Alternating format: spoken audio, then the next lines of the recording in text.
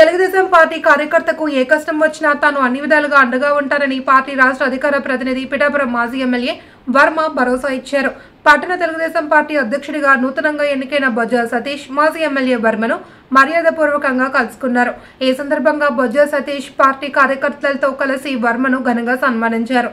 ఈ సందర్భంగా బొజ్జ సతీష్ మాజీ ఎమ్మెల్యే వర్మ మీడియాతో మాట్లాడారు.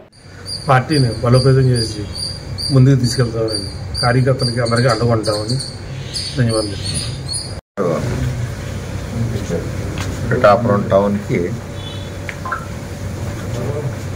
పట్టణాధ్యక్షుడిగా బొజ్జ సతీష్ గారిని ఓసీ కమ్యూనిటీ నుంచి కాపు కమ్యూనిటీ నుంచి, అలాగే ప్రధాన కార్యదర్శిగా కొరుపూరి శ్రీని గారిని నియమించడం జరిగింది.